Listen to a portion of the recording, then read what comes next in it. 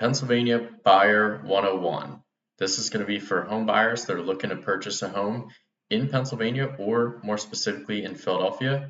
My name is James Kennedy and I'm a realtor with Keller Williams Main Line in Ardmore, PA. And I'm also part of the Unlocked Powered by McCann team. And let's start off by talking about who's involved in the home buying process.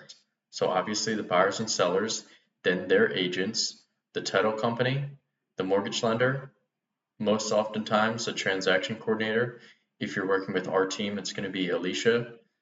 And if you're working with me, you're also going to have some communication with my executive assistant, Jer. So I'd like to break down the home buying process into 7 steps. The first one, getting your finances in order, getting pre-approved, signing a buyer agency agreement, starting your home search, making your offer, doing your due diligence, and closing the deal. Number 1, getting your finances in order. That'll consist of checking and improving on your credit score and saving for a down payment. If you're working with some of the lenders that I have, they can help you improve your credit score. They have people on staff that work with people who need help in that category. And of course, saving for a down payment. Of course, what it really comes down to as well is finding a monthly mortgage payment that's comfortable for you. So before you make any offers, you're going to need a pre-approval letter to accompany the offer, and the mortgage company is going to do a soft credit pull, so it won't affect your credit score. Here's the different types of loans. This may not apply to everyone, but just for general knowledge. So renovation loan, one of my lenders can provide a renovation loan to where they can give you the purchase price plus the renovation costs up to 75% of the after repair value. So an FHA loan, that's pretty common. A lot of people have heard of an FHA loan. That allows you to put down 3.5% on the purchase, and it's built for those that may not make a ton of income and may also not have the highest of credit scores. The credit score requirements are actually a little bit lower. The USDA loan, that applies for people who are looking to buy some farmland. A VA loan, that can allow veterans to purchase a home with 0% down, and the conventional loan. So a lot of people may not know this, but you can actually use a conventional loan that is 3% down or 5% down. A lot of people think a conventional loan is only 20% down, but that's not the case. I've had clients that use conventional loans that are only 3% down. The third step is going to be to work with a realtor and sign a buyer agency agreement. So one of the first few pieces of documentation that a realtor will provide you when working with them is going to be this consumer notice, which is required by the state of Pennsylvania. It talks about the duties and responsibilities of a real estate agent, that we have to act as a fiduciary in the best interest of the client, and then a buyer agency agreement, then the buyer financial information. Some PA, this is a customary form to use. You're basically making a claim to the assets that you have and to the income that you have that basically states that you will be financially able to purchase the house. And then the affiliated business disclosure. Keller Williams uses this, and I'm sure other companies do as well. But Keller Williams has certain affiliate companies, like title companies or mortgage lenders. So we need to disclose by law that we are affiliated with those companies, and there's a financial incentive if you choose to use those other companies. So the next part is to start your home search. Obviously, you want to talk to your realtor, narrow down the neighborhoods you want to live in. You want to talk about if you're being sent properties that don't match what you're looking for, let your realtor know. Then you want to schedule your tours and ultimately find that dream home of yours. So I know working with me, for example, we have a property showing form to where we like to streamline the process for you, make it easy. You could fill out that form, give us the address that you'd like to see, the preferred times, give us a few preferred times, and my assistant will schedule that showing for us, and we'll go from there. So a tool that realtors use in the greater Philadelphia area is going to be Bright MLS. MLS stands for Multiple Listing Services. So that gives us access to all the property listings within the greater Philadelphia area. We can filter our searches for you based on a ton of criteria and be able to send you ones that really just match what you're looking for. So the fifth step is to make your offer. So when you're ready to make an offer, your realtor is going to send you a few additional forms. One of which is going to be the standard agreement of sale. So that's going to be the contract that contains your offer and contains all the terms and conditions of the offer that you're making on the house. Next is the deposit money notice. This just says that the deposit money is going to be held by the listing broker. Realtor will send your pre-approval to the listing agent along with your offer. The seller is supposed to fill out two things, a seller's property disclosure and a lead-based paint disclosure. The seller's property disclosure is their statement, and it's going to be, there's a ton of categories in there where they have to check box whether they know of any defects or any problems, existing problems with those components of the home. Next, the lead-based paint disclosure, the seller has to make a claim as to whether or not they are aware of lead-based paint and whether or not they have tests that prove that lead-based paint is present or that it's not present. So here are the key components of your offer. So of course, the easiest one, the purchase price, the earnest money deposit. So what that means is, along with every offer, you're going to want to submit a deposit to the listing brokerage that shows that you're serious about the contract. If the seller takes the property off the market because they have gone under contract with your offer, you need something to back it up. In this case, the earnest money deposit is going to be that financial backup that you have that says you'll follow through. Now, there are ways to back out of the contract and to receive your deposit back, and we can talk about that. But if you don't use those actual steps to back out of the contract the right way, you could lose your deposit. So that's important to know. So next is the buyer broker fee. In some instances in Pennsylvania, the listing agent and the seller had come to an agreement where they decided to offer a cooperative compensation to the buyer's broker. But that's not always the case. Sometimes there's no cooperative compensation being offered. In that event, if you don't want to pay your realtor's compensation out of pocket, you can ask the seller to pay it by entering in what you're asking the seller to pay in the section for the buyer broker fee. Next is the closing cost assistance. So there you can ask the seller to cover almost all of your closing costs. So you have to talk to your mortgage lender to figure out how much the maximum closing cost assistance can be depending on the amount of percentage down that you're putting on the loan. So then the settlement date just means when are you going to complete the purchase of the home by. Then transfer tax. In Pennsylvania, it's customary for the buyer and seller to split the transfer tax. So in Pennsylvania, the state charges transfer tax, but also the city of Philadelphia charges some additional transfer tax. In Philadelphia, for example, if the buyer and seller were to split it, it would be 2.14% for either side. So as the buyer, you're allowed to either pay the seller's transfer tax, you're allowed to ask the seller to pay for your transfer tax, or anything in between. By default, the contract says that it's split, but it doesn't have to be that way. You can change it to however you would like. So inclusions and exclusions. In the contract, you can say what you would like to be included in the sale. If there's some personal property, such as some furniture that you saw when you went on the showing, and let's say it's a couch or dining room set and you really liked it, you're more than welcome to include that in the contract in your offer to say that you want the sale to include that dining room set, for example. If there's something in the house where you want it to be removed from the house because you don't like it, you don't want it to be there, you can also say that you want that specifically excluded from the sale, that they have to remove it.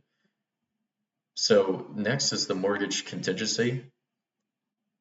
Most of the time, people will elect the mortgage contingency, meaning that if something out of your own power, if for something out of your own power, you are unable to qualify for the loan or you're not able to get the mortgage, you're not still obligated to buy the house and you can receive your earnest money deposit back. And then of course the inspections, and we'll go through those in more depth, so I won't talk about it right here, but I will in another slide. So I like this slide here. So it's some creative ways to need less money out of pocket for the purchase. And in a buyer's market, meaning there's an imbalance of the inventory levels versus buyer demand, right? So you can utilize some of these strategies and you'll find that sometimes you'll be able to get exactly what you're looking for. So some creative ways would be the seller pays all or a portion of your side of the transfer tax, the seller paying some closing cost assistance for you, the seller paying all or a portion of the buyer broker fee, or the seller paying for your title insurance. And of course, some grants which can be available to you. So in a strong seller's market, meaning there's way more buyer demand than there is inventory levels, there's a way that a buyer can actually strengthen their offer. So we're going to see both sides of the equation here.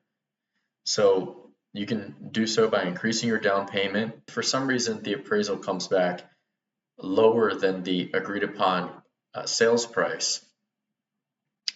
You could take some of your down payment to actually cover that appraisal gap.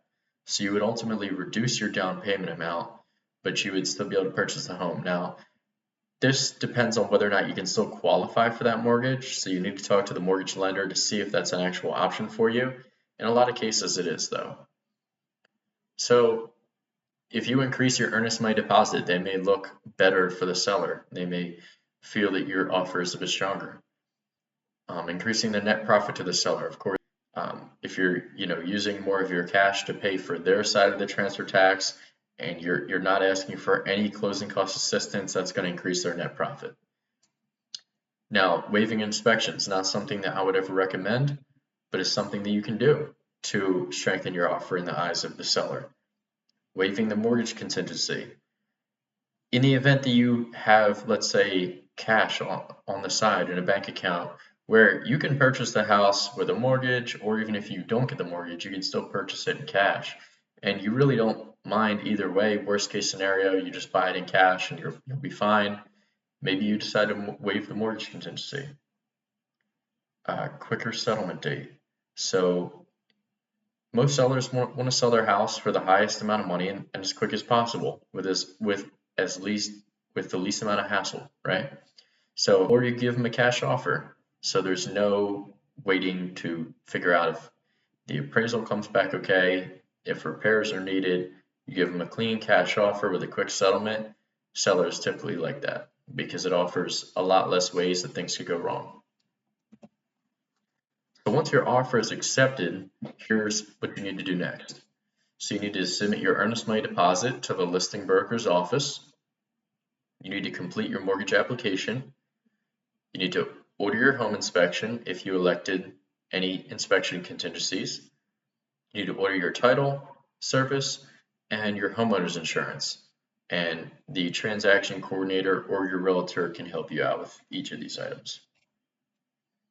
All right, so after that, you need to do your due diligence. So if you elected inspections, it's time to get those inspections ordered and have a professional come out to review the house. Also, if there's work done on the house and you need to verify whether or not permits were done, this is the time when you need to go and do that. If you had elected that you're investigating on whether or not it's in a flood zone, this is the time to do that. And the title search. So when you order title insurance, the title company will do a search, try to find any liens that are known or currently unknown. They're going to try to uncover everything about the property. Whether there's liens, they're going to try to figure out who the right owner is of the property and make sure you're not getting scammed to where you're buying a property from a person who's not actually the right owner. So they're going to figure all this out, and they're actually going to provide an insurance policy to back up their work. So the title company provides insurance, and they also do the background work to validate, verify that everything is as it seems from a documentation standpoint, and making sure that people don't get scammed out of their money. So the inspection, here's a slide where I go a little bit more in depth. So by default in the state of Pennsylvania, The contract states that there's a 10 calendar day period for those inspections to take place. You're welcome to change that, but that's just the default amount of time per the contract. So the home/property environmental hazards, that's a general inspection that basically covers a lot of stuff. This is just the inspector coming out, really inspecting everything and giving you a full report. Wood infestation, aka termites, you can specifically ask for the inspector, typically additional fee for them to inspect for termites, but they can inspect for termites if you want them to. Deeds restrictions and zoning. Let's say that you have a particular use for the house or particular way you want to use the house. Let's say you want to use it as an Airbnb. Let's say you want to build something in the backyard, an additional dwelling unit. Let's say you want to expand on the property, just create, build an addition.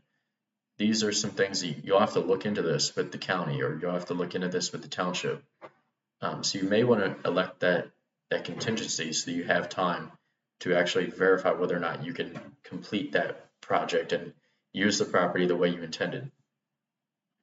So water service, let's say the property has well water, and you want to have that inspected to confirm whether or not it's safe to drink or whether or not the well is working. You can choose to have that inspection contingency. So radon. Radon is a naturally occurring gas that emits from rocks, and in high quantities, the EPA determined a particular standard where they found that long-term exposure over a certain quantity of radon in the air can cause cancer. So you may want to have your property inspected for radon. There's a few different devices and ways that inspectors can do that. Remediation isn't too crazy most of the time. Usually they just need to run a pipe system from, let's say, the basement, if that's where the radon levels were found, out through the roof or out through the side of the house. Sometimes it's just passive airflow. Sometimes they install a fan where it also sucks air from the basement or the lower levels of the house out through the roof or out through the side of the house to recirculate the air. On-lot sewage, so the septic system, if you're in a rural area where there's a septic system. Property and flood insurance, as we mentioned, if the property is in a flood zone or you suspect that it's in a flood zone, you may want to do some more due diligence on the flood insurance premiums and what the situation is with that. Property boundaries, this can apply if you're looking to build that ADU, that addition, or let's say you're buying a piece of land and you want to build a house on it.